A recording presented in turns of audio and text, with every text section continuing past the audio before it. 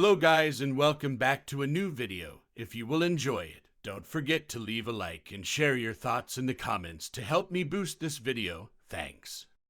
Story 1. When prank callers go too far. This is a bit of a long one, but it's one of my most vivid memories from my time in the call center trenches, before I was able to retreat to the general publicless world of software dev. Over a decade ago, I spent a few years working for a now defunct 24-hour tech support service in the UK. It was actually an attempt to bring a well-known American consumer tech support service here in advance of the attempted launch of an American big box store over here too. Both eventually failed, but I think the branding is still used by some third-party stuff. Anyway, we'd been having an issue with prank callers. They had taken to calling us and other call centers from a VoIP service, merging the calls, then muting themselves, and giggling themselves stupid while two confused call center workers from different companies greeted each other before they figured out what happened. This started to piss all of us off for a few reasons. It was really annoying when it happened to you. They were posting recordings online with insulting descriptions, usually referencing the names from workers' greetings, which made it especially irritating. The first line support, which I was part of, had a monthly bonus based on various metrics. Each metric you met target on was worth a certain percentage. Sales of the support service subscription made up by far the biggest portion of this bonus, and was based on a conversion percentage. Every one of these calls was one you couldn't possibly convert, driving your percentage down and possibly costing you half of your bonus that month. And some nights you'd get a lot of these calls. We complained to management that these calls should be excluded from our stats, but they told us that short of listening to every call that comes in, this wasn't really possible. They didn't seem to have any intention of doing anything about it, until one evening when they stepped over a line.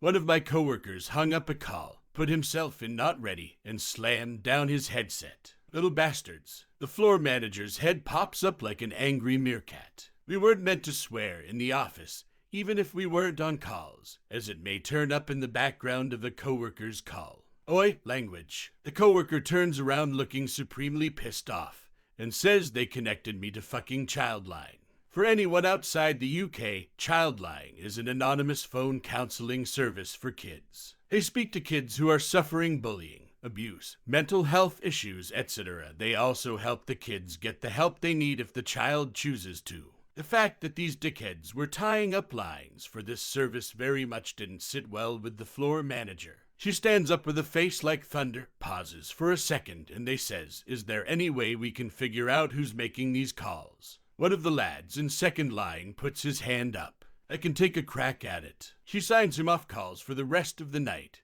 and tells him to get on with it. So if I remember correctly, and this probably isn't exact, he managed to use the YouTube account name to find other places online where that username had been used. It turned up on a bunch of video game forums. He read through a bunch of the posts, and on one of them he had listed an Xbox gamer tag. He searched for that and found a Facebook page where the kid had made a post saying that was his gamer tag, if his mates want to add him. A few mates responded with theirs, and they matched the account names of the first few commenters on the first video. Mission accomplished, right? Nope. Scroll through the posts. Find a woman in her early 40s with the same last name as is commenting on one of his photos that he looks so handsome. And now we know who his mum is. Even better, on her profile, she's posting about selling Avon and has added her mobile number for people to ring if they want to put an order in. So after about an hour, this guy swaggers up to the floor manager, hands her a post-it with one of the prank caller's name, his mum's name, and the mum's mobile number. The manager rings it and in the sweetest customer service voice you've ever heard confirms who she's talking to, introduces herself, and explains the situation. From her responses you can tell the mum is just kind of apologizing, but not really taking it seriously, until the manager mentions what they'd been doing this particular evening. Yes, so while I agree up till now this has been fairly harmless, I'm afraid this evening they were doing it again, except they were repeatedly calling Childline and connecting our operators. I'm not sure they really understand the seriousness of monopolizing that service's time. The rest of the call was just MMHMMs, and yes, I agrees. Eventually the call ends, and the manager notices we've all been turned around in our chairs following the conversation. She grins and says that little shit is not gonna see daylight until Christmas. His mum was fucking livid. The YouTube account hosting the videos was down by the end of our shift, and we don't get any prank calls like that again. I do wonder if that young lad is still grounded. Story 2. How a customer made me cry. So, I handle escalated calls for a big car insurance company. Want to talk to a supervisor? You get me. If there's nothing I can do for your situation, you're Saul. That being said, a regular CSR transfers the call to me. So she's explaining the customer's situation. The caller's policy is canceling effective tomorrow unless we receive a payment. And not just a regular payment, but a double bill. I get it. Being hit with a double bill unexpectedly is hard.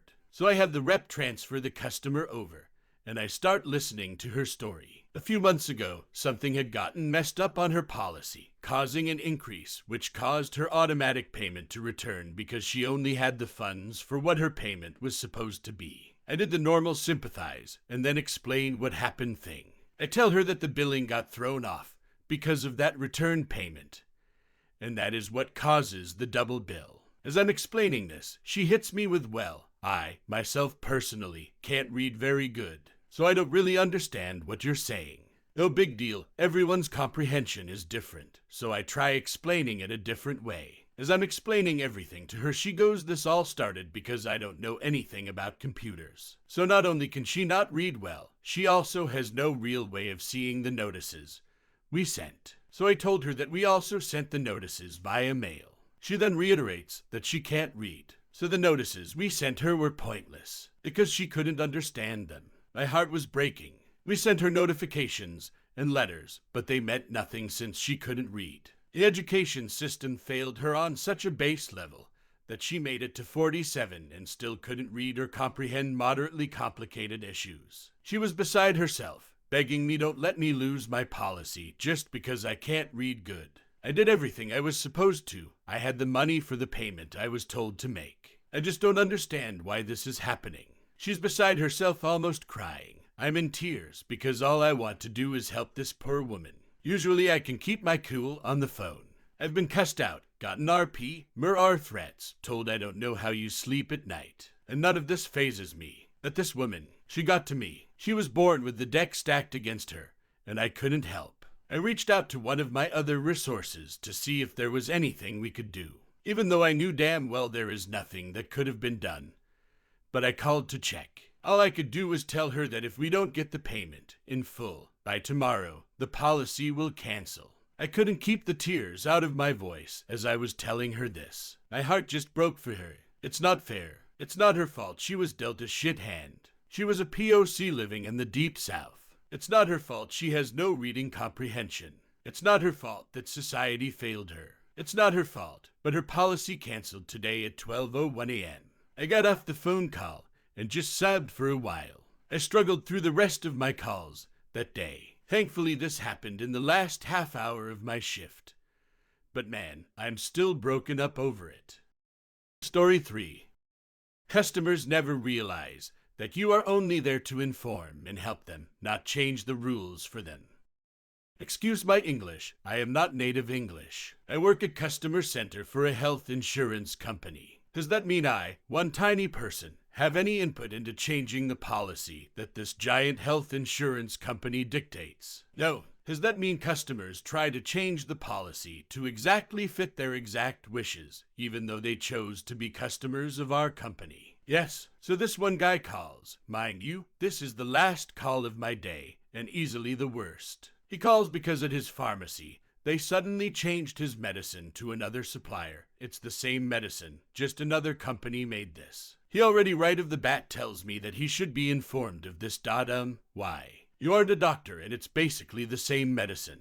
I tell him, okay, I will go check out what is up and put him on hold, that I'm required to. I look at his medicine, and the pharmacy picked it for him because our medicine policy changed. We picked a cheaper supplier. We do this because then we don't have to give these costs to him, the customer. It is insured. If the pharmacy gave him the other one, we had to actually charge him for it. This whole thing is like a policy of us. and because of this, he doesn't have to pay for it. Other health companies don't operate like this and would always charge both medicines. It is essentially an extra service we provide so the customer can either not pay or pay for their preference medicine. That is the same medicine, but another supplier. Do I like it that my company can just change the policy of what medicine is free or not? Oh, however, they work with experts and the government to choose what is cheapest for us. And for the customer, if the company wouldn't do it, he would pay more for his motley payments and for his medicine. Also interesting to know if he has any bad side effects because of this medicine, which almost doesn't happen. He can go to his doctor and get a prescription to his old medicine. He will have to pay more for it, but not the full thing. So I come back and try to tell him all of this like I'm required to, before I can even finish all that I mentioned above. And finish informing him, he rudely interrupts, whoa, and is outraged that we changed his medicine. It's the same medicine, different supplier. Then he goes on a huge rant that his stomach is extra sensitive, and he needs the right medicine. I couldn't even tell him yet that he could get the old medicine. And how dare we change him without informing him? Why didn't he ask in the pharmacy as to why it changed? The pharmacist knows even more than I know about this whole ordeal. Then he goes on and on how we can just dictate his medicine, and that we use him as a lab rat to what's cheapest to us. And how dare we try to make money in this company? Because everyone knows how easy it is to have a business if you aren't gonna care about money, right? Divided by S. Then he goes on that he wouldn't have mind paying for the medicine instead. So I finally get to tell him that he can get his old one back easy. Just go to her doctor, piece of cake. You think he is happy to hear this? Nope, he goes again on the same rant, how it's unfair. And then he goes into the, well, why didn't you inform me of this change? That's when I'm starting to get annoyed. So I told him, sir, this policy could changes like every 3 months. We can't inform every one of our millions of customers about every little change that applies to their situation. You can read our conditions on our site, and you could have easily asked your pharmacist what changed too. He goes on his rant again. How dare we try to make money by picking another supplier of the same medicine? What if it might just give him horrible side effects? Or kill him or whatever? How dare the company try to make money? I kept thinking during this, oh, I'm sorry. I was not aware you are a pharmacist or a doctor. But that would be considered rude, so I can't say that obviously. All during this whole ordeal, I start weaning him off to our complaint services. The people there can do much more than I can as customer services, as long as if it's fair enough. The customers don't realize that we from customer service cannot change policy. We can only inform of what is happening. Ranting to us will not change what is happening to you. Your only way to do within the company is through complaint services. He never really replies to any of this, always straight up ignoring it. If I bring this up, going on and on about his rant. Now normally we have to give the customer one warning like I can't change this, so if this is all your questions, and if they then only have the same problem that I can't change, I can hang up on them. However, this one boiled my blood so much that I kinda broke that rule by just saying, okay, well, I can't change this situation. And I already referred you to our complaint services. If everything is clear to you, I wish you a nice day. And then straight up clicked him away while he was still talking. I was not expecting to tell such a long story, but yet this was already on a bad day when I already got called an asshole by another customer, and also been told I've been customer unfriendly by another. All I can do is inform the customer. If that information just happened to not contain what you want, then it isn't my fault. I can't change my answer. I don't have that power. Story 4. Customer helped a fraudster, but won't help me. I work for a mid-sized bank. A large chunk of customers goes through scams and frauds every now and then. This tale is about a lunatic customer who happily revealed all their details to a fraudster, but did not want me to help them out. This customer got a call from a fraudster who poorly impersonated a bank representative. The customer wasn't even a senior citizen who did not know much about scams and frauds. The fraudster offered some nice, attractive deals to the customer, which the customer obviously could not resist. The fraudster then asked the customer to confirm their credit card number, CVC, expiry date, old and new address, and even their banking password. And the customer happily gave away all their details, anticipating some better changes on their credit card. An hour or two after speaking with the fraudster, the customer called the bank to advise about this incident. First, I told the customer that the bank will never call them first no matter what, and not to disclose their banking credentials to anyone because it's literally confidential for obvious reasons. I asked for their details to begin with so I could pull up their file on my system, but the client resisted. See, you called me an hour ago to apply a better rate on my account, and I don't see it yet. I feel like I spoke with a scammer. Under my breath, that was the only thing you shouldn't have done. I can surely take a look into this, but kindly allow me to pull up your file on my end. May I start with your account number, please? See, NOOO, I am giving you nothing. You could be a Sam or two. I can assure you I am not gonna run away with your details. I mean, it's you who's calling us for help. I'm afraid I won't be able to give you any update without your account num. See, go, take a look into my account now. Deep, long sigh, my noble sire. Please allow me to obtain your account number so I can. CF#CKU. I'm calling the cops on you. You and your bank is done forever. Hangs up. They should have called the cops on the previous caller. Haha. Story 5. I filled out his paperwork. You can talk to me. I worked in medical billing from 2015 to 2019. I have many tales I can share. Part of my job duties involved calling people to go over what their insurance policies would cover in regards to surgical procedures, treatments, visits, and sometimes medications. The annoying issues I ran into were cases of parents of adult children living at home demanding that I tell them the purpose of the call for their adult children, and I had to explain that I could only speak to their adult children. And then there were the spouses of patients who demanded the same thing.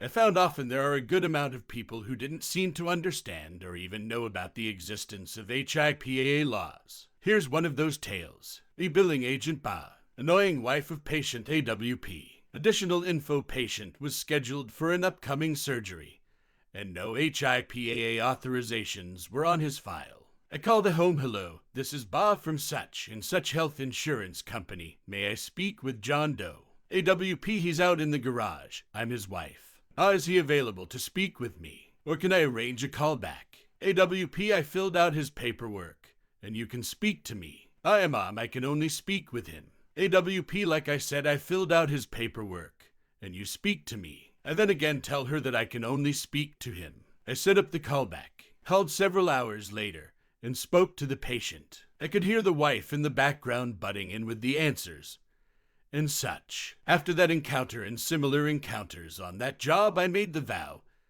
that if I ever got married, I wouldn't butt into things or situations that my wife can handle on her own, given that she has the ability to speak on her own behalf. Yes, there are situations that warrant medical POAS and HIPAA authorization involvement because of things like dementia, brain injuries, issues communicating due to stroke, illness, etc. If a person is able to speak on their own behalf, and they have all their faculties intact, then they should do so, and spouses or other family members need to respect that and not butt in or make demands of people working for insurance companies, hospital billing, etc. Additional note: another memorable incident on that job involved a 19-year-old male. His mother answered the phone number on file and kept ranting, "I'm his mother, you can talk to me." I laughed after that call because I lived at home due to finances and to help my parents with my grandmother until I was 21. But my parents never butted into my business regarding insurance, my job, and other things. Years later, when I worked in billing, it made me glad that my parents aren't nosy assholes.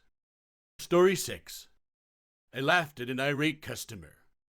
I was reading a story here, and I don't know why, but this popped into my mind. I worked at a call center as bilingual CSA, and then became a trainer, and at the same time, escalations. The company provided call center for other companies. The contract I worked for was for a certain big discount subscription that is associated mostly with older people and insurance. Funny thing, they work with an insurance company, but they didn't provide the insurance law. That when I was still a grunt, one of my first calls was an older man.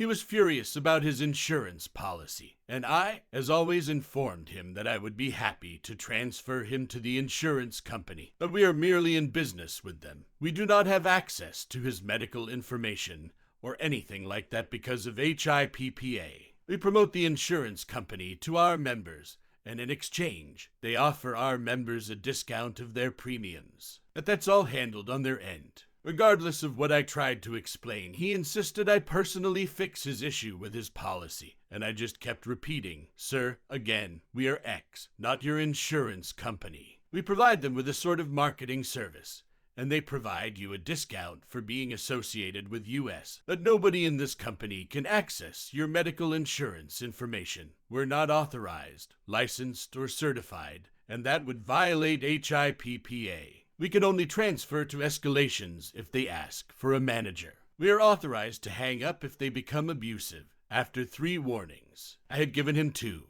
He kept screaming at me, and I gave him the 3rd warning. Sir, I am going to have to ask one last time that you lower your voice, or I will have to end the call. He lost it, started cussing, and yelling even louder, not wanting to accept any advice or solutions, and I laughed but muted too late. He heard my giggle, and I didn't think this man could get any angrier. Then he went silent, and then, "Did you just laugh at me?" "No, sir, I laugh when I'm nervous, and your yelling is making me nervous." He then began to mock me. "Oh, are you gonna cry? For fuck's sake, are you a baby?" I just said my closing and hung up. I was always polite to all workers, but honestly that job is the reason I now go above and beyond to ask about how your day's going without taking too much time. Engage in small talk while you're fetching information so there's no dead air. Always have all my info ready, and ask for a review form to be sent, and give you a 10/10 unless they're just plain rude,